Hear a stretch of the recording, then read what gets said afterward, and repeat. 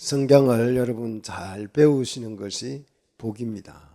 성경을 배워야 우리가 사는 거죠. 그래서 성경 공부, 우리 데살로니가 후서를 지금 배우고 있는데 정말 여러분 말씀에 관심을 가지고 한번 집중해서 잘 들어서 말씀이 여러분 충분히 이해되기를 원합니다. 세상 사람들에게 있어서 이 세상이라는 것은 평안과 안전을 약속하지요. 바벨탑이 그렇잖아요. 여기에 모여 살면 이제 평안하고 안전하다. 홍수가 와도 안전하다. 이게 바벨탑의 약속입니다. 세상이 바로 우리에게 이런 약속을 하고 있죠. 자, 그러나 그리스도인에게 있어서 세상은 어떤 곳입니까? 박해와 환난을 받는 곳.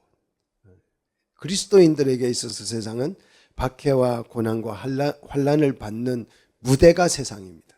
그래서 여러분 이 무대에서는 뭘 받아야 돼요? 박해를 받고 환난을 당하고 고난을 당하는 것이 너무 당연하고 지극한 일이다. 여러분 그렇게 마음 편하게 생각하시기를 바랍니다. 이 무대에 올라왔으면, 이 무대에 우리가 출연을 했으면 당연히 환난받고 당연히 박해받고 당연히 고난받는 것을 여러분 그냥 취미생활로 여기십시오. 그래야 마음이 속 편할 줄로 믿습니다. 자, 같은 세상을 우리가 살아가고 있는데 불신자나 세상 사람이나 우리나 같은 세상, 같은 시대를 살고 있는데 이렇게 환경이 달라요. 세상 사람들은 평안과 안전이 보장되는데 우리 그리스도인은 박해와 환난을 당한단 말이죠. 같은 무대, 같은 세상인데 이렇게 달라요. 환경이 다릅니다. 그래서 때로는 우리 마음이 아프기도 하고 속상하기도 하죠. 세상 사람들 보면 왜 저들은 저렇게 잘 나가는데 나는 이게 뭐야? 내가 기도도 많이 하고 저 사람들은 기도도 안 하고 살잖아. 나는 그런데 막 꼬박꼬박 기도하고 저 사람들 설교도 안 듣고 그냥 드라마 보고 재밌는데 주일날 와서 딱딱한 설교 듣고 공부한답시고 이렇게 앉아있고 힘들게. 그런데 왜 나에게는 이 환난과 고난이 오는가? 이렇게 해서 좀 속상할 수 있지만 여러분 그 힘들지만 여러분 우리의 무대는 환난과 핍박이 주어지는 당연한 공간이라는 것을 잊지 말고 기억하신다면 힘이 될 줄로 믿습니다. 왜 이제 이게 힘이 되는지 오늘 이 1장을 쭉 공부를 하면 이해가 될 줄로 믿습니다. 만약 예수님의 말씀처럼 회개하라. 천국이 가까이 왔다. 누구든지 이제 천국으로 침노해서 들어가라. 예수님이 그렇게 가르쳤잖아요. 천국이 왔다 그러고 이미 너희 가운데 천국이 있다 그러고 하나님의 나라가 너희 가운데 있다 그러고 막 예수님이 그냥 엄청난 약속을 복음으로 해주셨죠. 복음을 전해주셨는데 그 복음처럼 예수님 말씀대로 하나님의 나라가 여기에 왔다면 그리스도인들이 오히려 편안하고 안전해야 되잖아요. 그런데 이 세상은 반대라니까요. 이 세상은 너무 반대입니다. 세상은 오히려 평안과 안전을 약속하는데 오히려 우리 그리스도인들에게 이 세상은 박해와 핍박이더라. 그래서 데살로니가 교회는 자고 일어나면 주변에 있는 사람들이 고난을 받았다는 얘기, 환난을 받았다는 얘기, 또는 죽임을 당했다는 얘기, 마을 공동체에서 쫓겨났다는 얘기, 추방됐다는 얘기, 직장에서 잘렸다는 얘기. 정말 전부 다 교회 오면 그냥 환난을 당했다는, 박해를 받았다라는 소식밖에 나눌 게 없을 만큼 힘든 삶을 그들은 살았죠. 자, 왜 그래야 할까?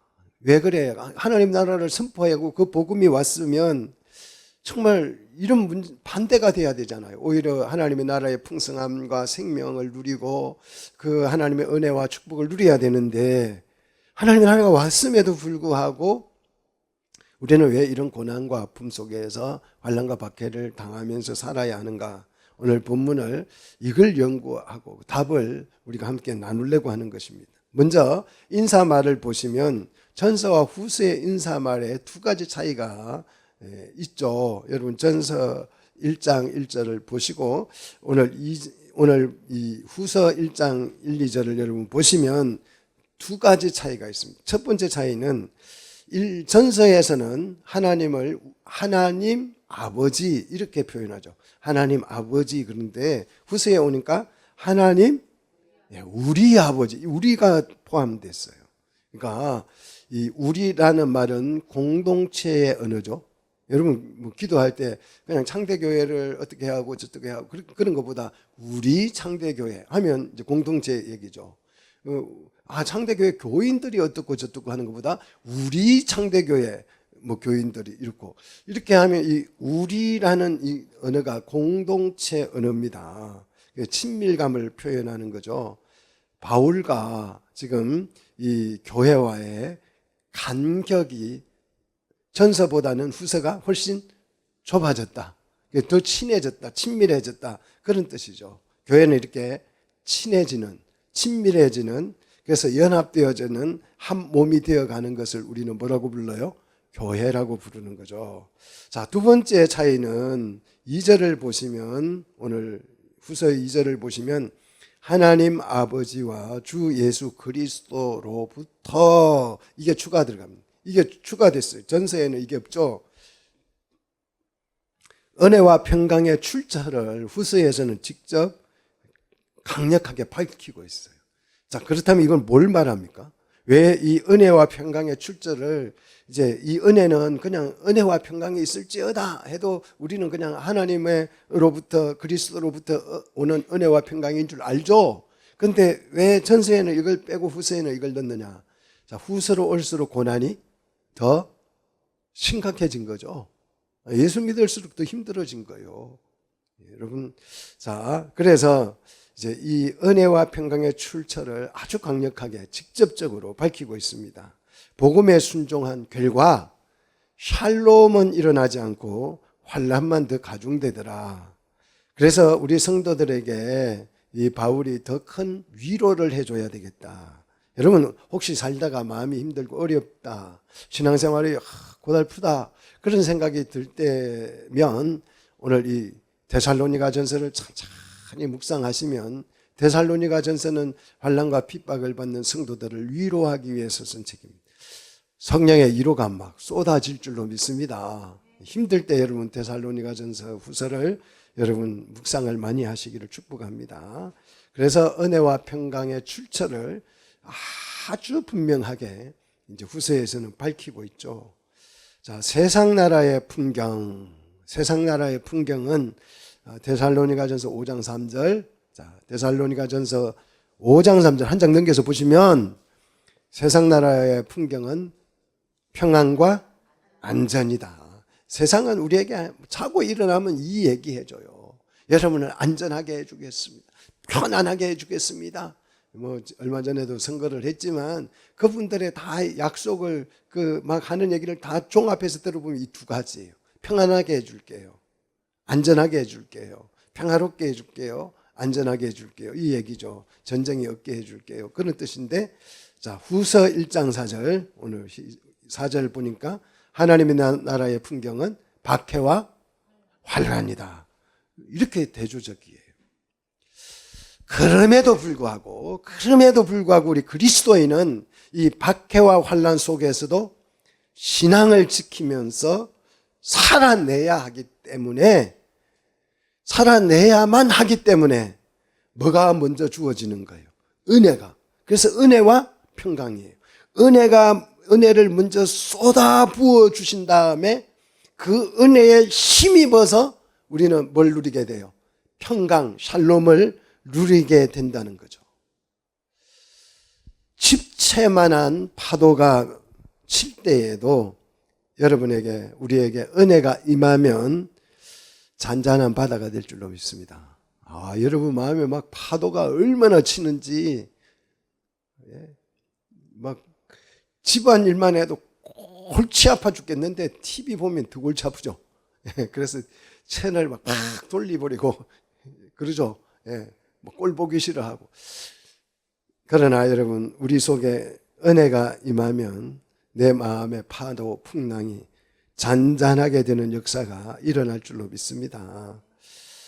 태산 같은 염려, 근심, 고난, 그런 걱정 위에 우리 하나님의 은혜가 임하면 고요한 바다가 될 줄로 믿습니다. 우리 하나님의 나라의 성도는 뭘 먹고 살아요? 은혜를 먹고 삽니다. 믿습니까? 비록 박해와 환난을 당하지만 하나님의 은혜를 경험함으로써 우리는 뭘 누리게 돼요? 평강, 샬롬을 누리게 됩니다. 평화를 누리게 될 줄로 믿습니다. 자, 이 평화를 누리다가 하나님의 공의를 통해서 우리는 하나님께 합당한 사람으로 인정을 받게 돼요. 고난을 누리다가 그 고난 속에서 믿음을 지킴으로써 하나님의 공의가 실현되는 그날 합당한 사람으로 인정을 받고 결국에는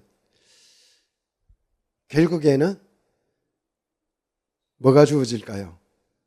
은혜 속에서 우리가 영원히 살게 될 줄로 믿습니다. 그래서 바울의 인사말을 보시면 첫 인사는 주로 여러분 바울 서신이 이제 쭉 이렇게 있잖아요. 13권, 12권 이렇게 쭉 있는데 이 바울 서신을 쭉 읽어보면 바울의 인사말 처음 첫 인사는 시작 인사는 은혜와 평강이 이렇게 이야기하고 마무리 인사는 한 장 넘겨서 보십시오. 그 전서 마지막 절을 보시면 5장 마지막 절을 보시면 은혜가 있을지어다. 그 은혜로 마무리하는 거예요.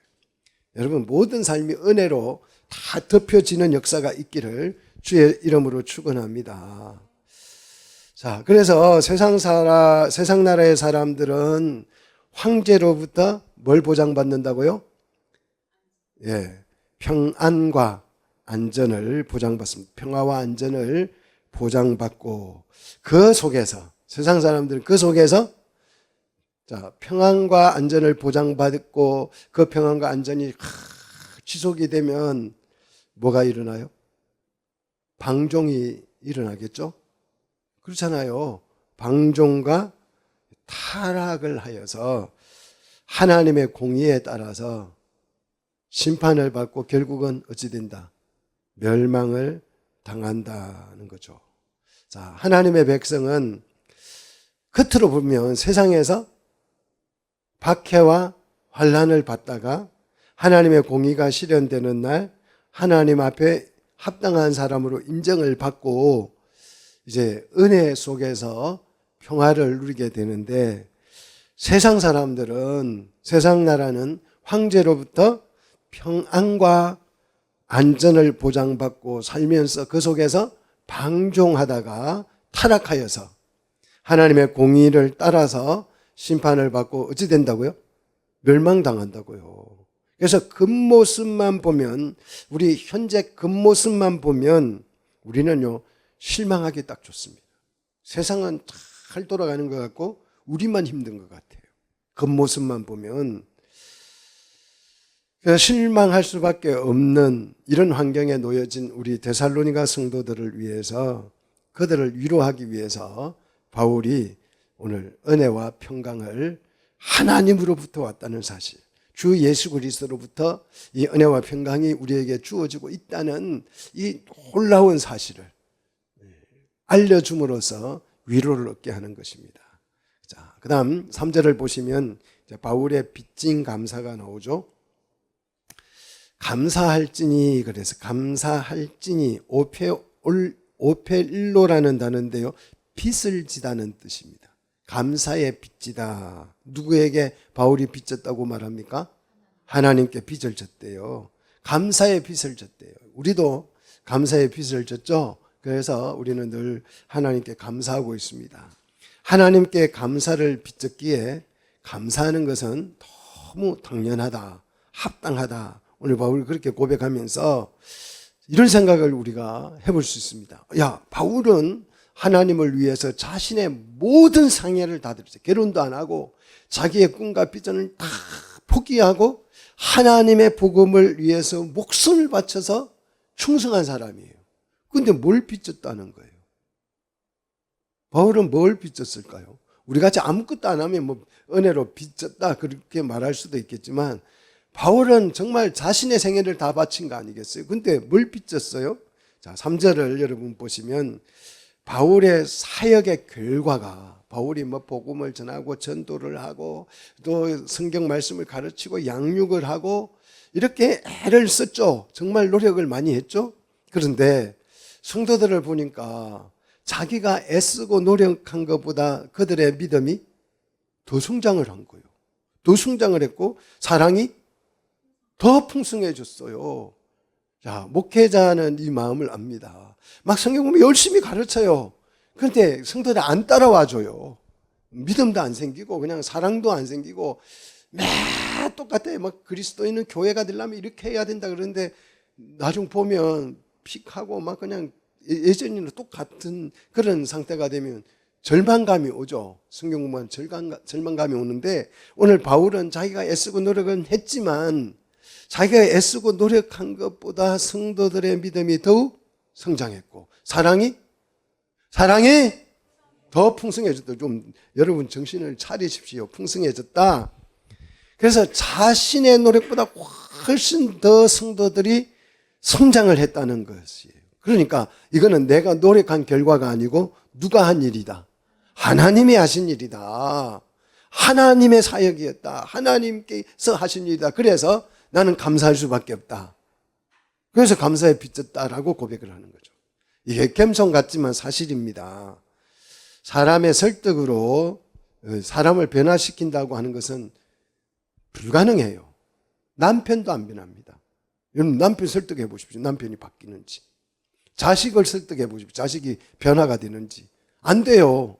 내가 무슨 재주로 성도들을 설교로 변화시킨다. 이거는 불가능한 것이지. 내가 성경 공부 가르쳐가지고 성도들을 변화한다. 불가능한 것입니다. 누가 하는 거예요? 하나님이 뭐로? 말씀으로. 말씀이 여러분의 마음에 찾아가기를 축복합니다. 말씀이 정말 찾아 들어가야 돼요. 말씀이 스며들어야 돼요. 그러면 여러분이 고민하고 염려하는 문제들이 다 해결될 줄로 믿습니다. 자, 말씀을 확 받아들이시기를 축원합니다. 주님이 하시는 거예요. 우리가 말씀만 선포할 뿐이지 변화를 시키는 것은 누가 한다? 주님 하나님이 하신다. 그래서 이 결과는 하나님이 하신 결과이기 때문에 하나님 저는 감사를 빚진 거네요. 지금 그렇게 고백하고 있는 거죠. 그래서 이제 네 번째 바울의 자랑이죠. 그러므로 결과에 대한 자랑입니다. 결과에 대한 자랑. 믿음이 더 성장하고 사랑이 더 풍성해짐으로 어떤 결과가 생겼는가? 어떤 결과가 생겼는지 보십시다. 4절 모든 박해와 환난 속에서도 이겨낼 뭐가 생긴 거예요? 인내와 믿음이 생긴 거예요. 인내와 믿음. 자, 하나님의 말씀을 열심히 가르쳤더니 믿음이 더 성장하고 사랑이 더 풍성해졌어요. 그래서 이제는 모든 환난, 모든 박해, 어떠한 고난이 와도 성도들이 그 고난을 이겨낼 만큼 뭐가 생겼다고요? 인내심이. 인내가 생겼어요. 그리고 믿음이 생겼다는 거예요. 인내가 뭐냐? 무게 아래 버티면서 머무는 것을 인내라고 합니다. 어떤 무게가 막 누르고 있는데 근심의 무게. 와, 이 근심의 염려의 무게가 파이보다 더 무거워요. 파이보다 더 무겁습니다. 쌀 20kg보다 더 무거워요. 근심의 무게가. 마음을 누르면 온몸의 힘이 어떻게 돼요? 다 빠져죠. 그 힘들어서 못 살겠다 그래. 힘들어가지고. 이 염려 근심이 나를 짓누르면 힘들어서 못 산다 그래요. 아니 뭐가 힘들 일이 뭐가 있어요. 마음의 이 얘기인데 마음이 막 쓰이는 건데 그게 힘이 드는 거예요. 자, 이렇게 엄청난 힘든 이 무게가 나를 짓누르는데 그걸 그냥 내팽개치지 않고 참고 있는 것. 이게 인내라고 하는데 여러분 미련한 일 아니세요? 왜 힘들게 그러고 있어요? 힘들면 어떻게 하면 돼요? 버리고 도망치면 되잖아요. 그렇잖아요. 그거 왜 무거운 거 막 그 밑에서 깔려가지고 낑낑대고 있냐고 근심 속에서. 그거 뭐 버리고 가면 되잖아요. 환난 왜 그렇게 환난 당하고 있어요? 어디로 가면 돼요? 황제 도시로? 그래서 황제 찬양합니다. 그러고 살면 되잖아요. 그러면 정말 눈 깜짝할 사이에 그 환난, 핍박, 고난이 어떻게 돼요? 싹 사라지고 평안과 안전이 보장됩니다. 그냥 황제 만만세 해버리면 되는 거요. 그런데 그 무거운 짐을 지고 왜 그렇게 낑낑거리면서 인내하면서 삽니까? 예? 믿음은요, 결코 포기하지 않는 것입니다. 양보하지 않는 것입니다. 믿으시기를 축복합니다.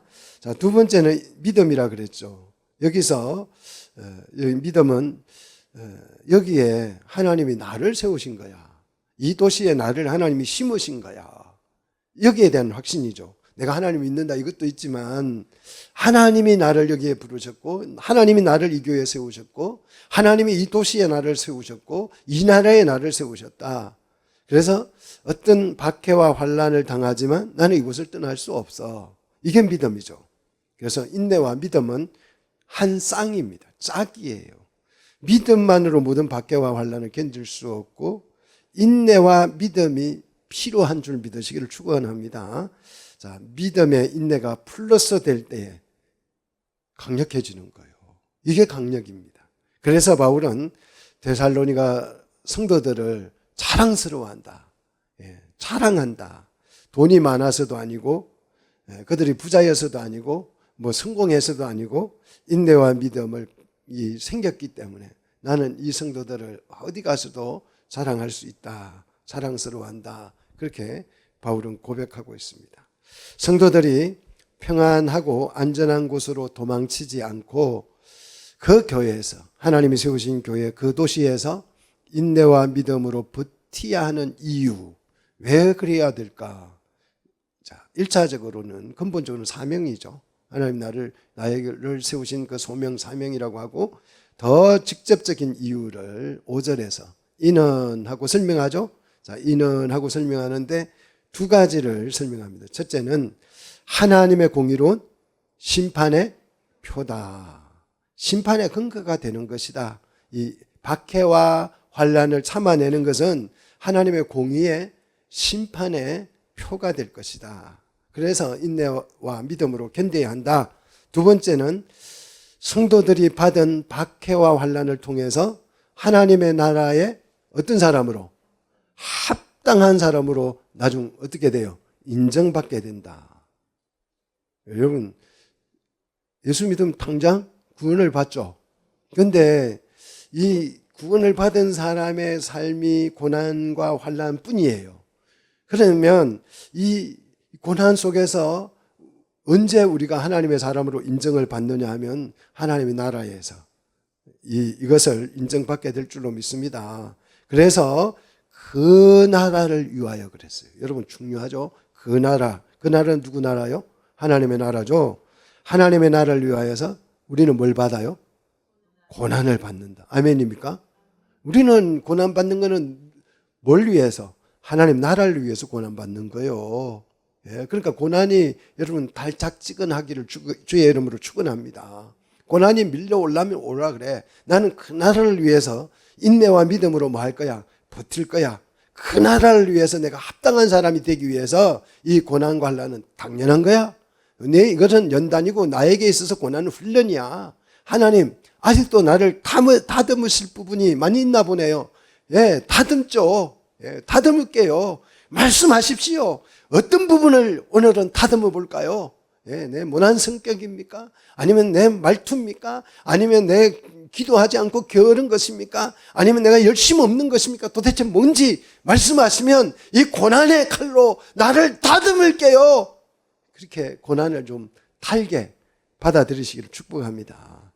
고난을 통해서 하나님의 나라에서 더 합당한 사람이 될 줄로 믿습니다. 좋은 칼은요, 당금질을 더 많이 하게 돼 있어요. 고난이 많을수록 하나님이 더 좋은, 더 합당한 사람으로 세우기 위한 사람에게 쏟아붓는 하나님의 고난은 애정인 줄 믿으시기를 축원합니다. 자, 그러면 이 도대체 그 하나님께서 공의가 뭐냐는 거예요. 하나님의 공의가 언제 이 공의가 실현되고 언제 이 공의가 어떻게 집행되느냐? 하나님의 공의는 뭐냐?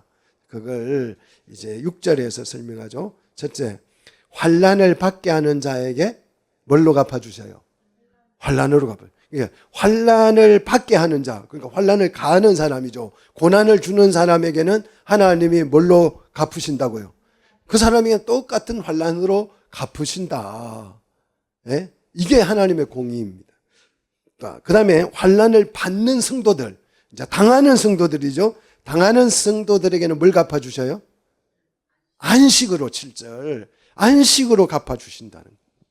안식은 자유, 평온, 평화, 구제 뭐 그런 것입니다. 보상을 해준다는 거죠. 이게 하나님의 공의라는 거예요. 자, 갚는다라는 말, 오늘 갚는다라는 말을 우리는 보복이라고 생각하면 안 됩니다. 보복이 아니에요.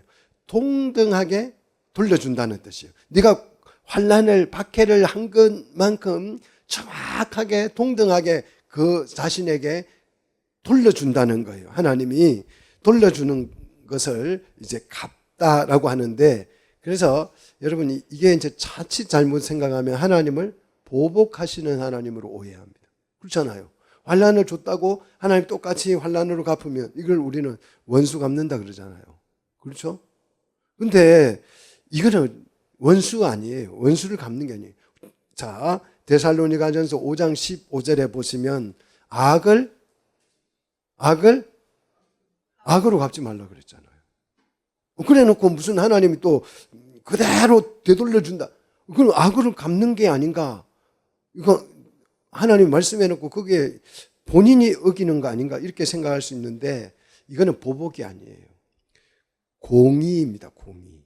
자, 보복 신학이 아니고 우리는 하나님은 공의의 하나님이시기 때문에 공의의 신학이죠. 자, 보복과 공의가 어떻게 다른 겁니까? 똑같아요. 보복과 공의는 똑같아 보여요. 그때 얼른 보면. 보복은요, 감정의 결과예요. 감정의 결과. 공의는요, 공의는 법적인 결과예요. 이게 구분할 줄 알아야 돼요. 그래서 어떤 목사님들 보면 하나님을 보복하시는 하나님이래. 하나님을 그냥 원수 갚는, 악을 악으로 갚지 말라고 하신 하나님이 어떻게 보복을 하시겠어요? 그죠? 자, 사람은 보복밖에 할 수 없어요. 공의를 집행할 수가 없습니다. 왜? 사람은 공의를 집행할 능력이 없습니다. 왜 그렇습니까? 우리는 뭐가 없어요? 주먹이. 법보다는 주먹이. 그러잖아요. 법보다는 주먹. 그래서 우리는 감정이 항상 앞서기 때문에 인간이 갚는다고 하는 것은 보복을 하는 거예요. 인간은 공의를 집행할 능력도 없고 자격도 없습니다. 오직 하나님만이 공의를 집행할 수 있죠. 그래서 공의 집행은 누구의 영역이다? 하나님의 영역인 줄 믿으시기를 축복합니다. 그래서 여러분 뭐 보복할 생각하지 마시고 그 보복할 일이 있으면 하나님께 맡기시면 하나님이 어떻게 하신다? 공의를 집행해 주신다. 믿습니까? 이 공의를 믿으시기를 축복합니다. 하나님의 공의가 살아있습니다. 믿으세요. 그래야 마음이 편안해지고 속상함이 사라집니다. 믿습니까? 자, 그래서 안식은, 그러면 이 안식은 언제 주어지냐? 안식으로 갚아주신다 했는데 7절. 자, 안식은 언제 갚아주시는가? 자, 하나님의 공의가 언제 시행이 되어서 나에게 안식이 주어지는가? 7절. 자, 같이 읽습니다. 주 예수께서 자기의 능력의 천사들과 함께 하늘로부터 불꽃 가운데 뭐 하실 때? 나타나실 때에 갚아주신다는 거죠. 지금 갚아주는 게 아니에요. 지금은 훈련받는 거라니까. 막 하나님 고난이 하나도 없게 해주세요. 그렇게 기도하지 마세요. 나를 하나님의 나라에 합당한 사람으로 만들어주세요. 그래서 합당한 사람 되면 고난이 사라지는 거죠.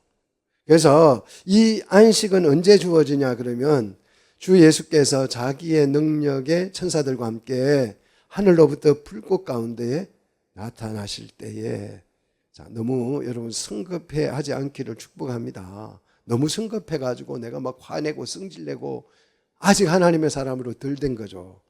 지금 당장 하나님의 공의가 집행되는 것이 아니라 공의의 집행을 미루는 이유가 있죠. 우리를 덜 사랑해서가 아니고 원수들도 악인들도 하나님 앞에 회개할 기회를 하나님이 주시는 것이고요. 우리 성도들에게는 더 하나님 앞에 합당한 사람이 되도록 기다려주는 거죠. 그래서 하나님께서 얼른 공의를 심판하지 않는다는 것입니다. 성도는 주님이 다시 오실 그때, 자, 불꽃 가운데 나타나실, 하늘로부터 불꽃 가운데 나타나실 때 재림을 말하죠. 주님이 다시 오실 때에 이제 공의가 집행되고 더 영광스러워지기 위해서 지금의 모든 박해와 환난을 또 인내와 믿음으로 견뎌내도록 하나님께서 오늘 또 기다리고 있기 때문에 때로는 우리 마음이 지치고 힘들 때도 있습니다. 그러나 그럴수록 우리는 누구를 더 다시 오실 주님을 기다리면서 믿음을 더 키워가고 인내를 더 성장시켜 가게 되기를 주의 이름으로 축복합니다. 자, 이제 하늘로부터 불꽃 가운데 나타나실 때 누구랑? 천사들과 함께. 예수님이 초림 때는 어떻게 오셨어요? 천사들과 함께 왔어요? 능력으로 오셨습니까? 그렇게 안 왔죠. 그냥 아기 예수로 아주 그냥 연약한 사람의 모습으로 우리 주님이 오셨지만 재림하실 때에는 예수님 그냥 혼자 오시는 게 아니죠. 자기의 능력의 천사들과 함께 옵니다. 믿습니까? 그리고 하늘로부터 어디에서 나타나신다고요? 불꽃 가운데서 나타나신다는 거죠. 자, 근데 이 재림, 예수 그리스도의 재림에 대해서 정말 많이 잘못 알고 있어요. 아니, 잘못 알고 있다기보다는 엉터리로 많이 알고 있습니다. 그래서 오늘 짧지만 아주 간단하게 아주 강렬하고 명확하게 여러분 재림에 대해서 조금 정리를 해주고 넘어갈게요. 자, 데살로니가전서 4장 17절에 보면 우리 주님이 다시 오실 때 어디서 오신다고요? 어디 가운데? 어디 가운데에서 나타나십니까? 공중에서 구름 속에서 구름 속에 나타나죠. 그죠? 구름 속에서. 요 구절이 너무 우리 뇌리에 너무 강하게 각인되어져 있어요. 자, 다니엘서 7장 13절도 한번 보십시오. 다니엘서 7장 13절 보시면 똑같은 구절이 이제 나오죠. 자, 예수님이 어떻게 재림하신다고요? 다니엘서 7장 13절 구름을 타고 오신대. 자, 구름 속에서 오시고 구름을 타고 오시고, 자, 계시록 1장 7절. 자, 계시록 1장 7절. 예수님이 다시 오시는 이제 풍경이, 재림의 풍경이 역시 소개되죠. 자, 거기도 또 구름 타고 오신대. 그래서 요런 구절들이 우리 속에 너무 머리에 세게 각인되어져 있습니다. 그래서 성도들은 예수님이 재림할 때 뭐 타고 오신다? 그래서 손오공이다. 이런 생각을 하게 되죠. 근데 좀 이상하지 않으세요? 오늘 예수님은 불꽃 가운데 구름 타고 오시는 게 아니고 어디 오신다? 어디 가운데 나타나신다? 불꽃 가운데. 아니, 좀 전에는 구름 가운데 나타나신다더니 이번에는 불꽃 가운데 나타나신대. 어떤 게 맞을까요? 불꽃 가운데 오실까요? 구름 가운데 오실까요? 헷갈리죠? 이제 막 헷갈리기 시작하는 거죠. 그죠? 아니, 아까막은 구름 가운데 오신다더니 아까막은 또 불꽃 가운데 오신다. 뭘 믿어야 되죠? 모세는 어디에 있는 주님 하나님을 봤어요? 불꽃 가운데, 가시 불꽃 가운데. 하나님은 불꽃 가운데도 계셔요. 그리고 광야에서는 하나님이 어디에 나타나세요? 구름 기둥과 불 기둥으로 나타나죠. 아니 도대체 뭐 한 가지만 해야지 두 가지를 하면 어떻게 해요? 왜 이렇게 이제 헷갈리죠? 이 재림에 대한 이해가 부족해서 그렇죠. 예수님의 재림은 상황에 따라서 다르게 설명합니다. 상황에 따라서 다르게 설명해요. 자, 요게 좀 이해가 돼야 돼요. 예수님의 재림을 하실 때 심판을 강조할 때는 불꽃이겠어요? 구름이겠어요? 불꽃이죠. 불구덩이에 막 집어넣고 불로 심판하고 막 불로 태우고 불심판을 내리고 그렇잖아요. 그거는 불꽃이 재림의 성격을 심판으로 설명할 때는 불꽃이라고 하고, 우리 주의 백성들을 내가 보호할 거야. 보호하기 위해서 내가 재림한다 할 때는 구름. 구름 기둥으로 보호하는 거죠. 밤에는 막 야생동물이나 저기 밤을 타서 침범하지 못하도록 불꽃으로. 그래서 여러분 야영할 때 아프리카나 인도가 야영할 때는 반드시 뭘 피워요? 불을 피우잖아요. 야생동물 못 오도록. 그죠? 그래서 당연한 거예요. 보호하려면 불꽃. 또 주의 백성을 보호하기 위한 목적이면 구름. 또 적의 공격으로부터 심판하기 위해서 할 때는 불꽃으로 이렇게 재림을 설명해요. 그러니까 재림이라고 하는 것은 어디에서 어디로 이렇게 장소적 공간 이동을 하는 것을 말하지 않아요. 우리 천국은 공간 이동이 아니잖아요. 재림도 마찬가지예요. 그래서 보호와 임재의 성격을 강조하기 위해서 구름 가운데 불기둥 가운데 불꽃 가운데 그렇게 표현하죠. 자, 재림에 대해서 재림의 표현들이 이것만 있느냐? 성경을 읽어보면 재림에 관한 내용이 너무 많습니다. 여러분이 이걸 인식을 못해서 그렇죠. 오늘 이제 제 설교를 듣고 성경을 보면 완전히 이렇게 재림에 관한 얘기가 많았었어? 이런 생각이 들 겁니다. 마태복음 25장에 혼인잔치 비유가 나오는데 그것도 재림이에요. 근데 혼인잔치에서는 옆 동네에서 우리 동네로 신랑이 오는 걸로 돼 있어요. 옆 동네에서, 하늘에서 오는 게 아니고 다른 동네에서 우리 동네로. 여러분 장가 갈 때 그러잖아요. 옆집 동네에서 우리 동네로 시집 오고 장가 가잖아요. 옆집 동네에서 오는 것으로 재림을 묘사하고 있습니다. 요한복음 14장에서는 내가 너희 처소를 예비하러 갈게 해가지고 이제 갔어요. 그런데 다시 온대. 예비를 처소하면. 그래서 그 예비를 처소해서 오는 어떻게 오는지 쭉 14장을 읽어가다가 보시면 무슨 얘기를 하냐면 너는 내 안에 있고 나는 네 안에 있고 이래요. 그러니까 뭐 어디 갔다 오는 것이 아니고 내주하는 형식으로 재림을 설명해요. 자, 그 다음에 누가복음 19장에는 이제 어떤 사람이 다른 나라로 왕위를 받으러 간대요. 왕권을 받으러 간대요. 오늘 우리 왕권을 가지고 오시는 예수님 보셨잖아요. 왕권을 받으러 다른 나라로 간대. 그러니까 다른 나라에서 우리나라를 갔다 오는 것으로 묘사를 하고 있습니다. 그리고 오늘 데살로니가전서 5장 2절에서는 도둑같이 정말 재림에 대한 표현이 너무 많아요. 그러니까 단지 구름 타고 오셔 이렇게만 생각을 하면 재림을 많이 너무너무 왜곡하고 오해하게 되는 거죠. 통치의 관점이 다르고 달란트 비유에서는 달란트 계산하러 오시는 분으로, 양과 염소에서는 그 사람들의 행위에 대한 평가를 하러 오는 어떤 주인의 모습으로 정말 재림에 대한 모습이 표현이 너무너무 풍성해요. 그런데 한국교회 성도들은 그냥 구름 타고 오시는 요것만 알고 있어요. 그러니까 재림을 너무너무 오해를 많이 하게 되죠. 오늘 이 설명을 듣고 여러분이 성경을 보면 신학교 100년 다니는 것보다 더 많은 것이 이해될 줄로 믿습니다. 자, 별로 마음에 안 드시나 봐요.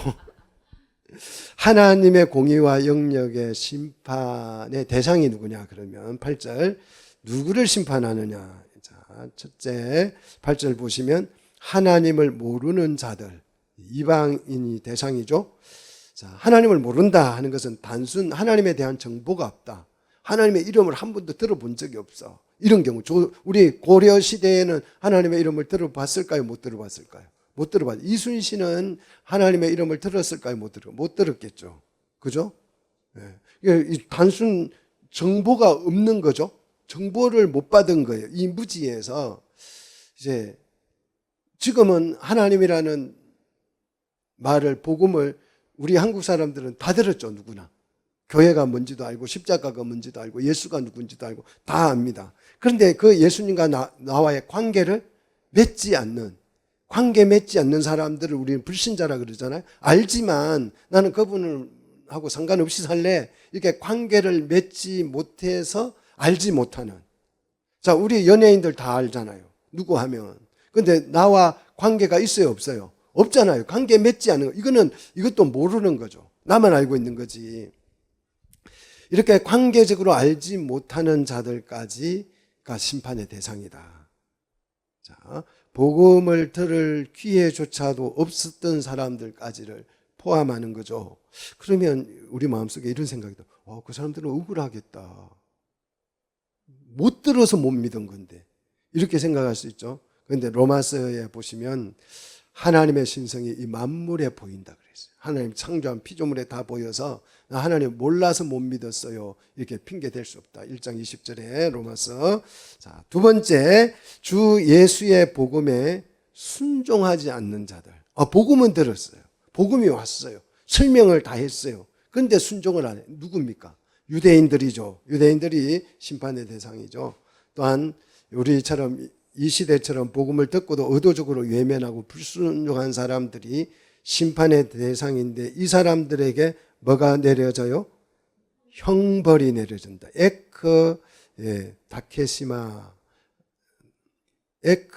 다케시스라는 단어예요. 다케시스. 이제 형벌인데 이 형벌은 공의 집행을 하는 과정 중에 받는 형벌을 말합니다. 자, 오늘 이 8절에 형벌이 나오고 그 다음에 밑에 쭉 내려가서 보시면 9절에 또 형벌이 나오죠. 형벌이 두 개 나오는데 첫 번째 이 형벌은 다케시스라고 그래서 재판 중에 받는 형벌을 말해요.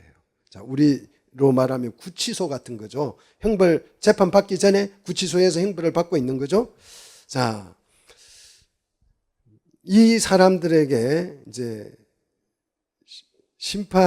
이 사람들은 어떤 심판을 받게 되는가 하는 게 이제 9절이죠.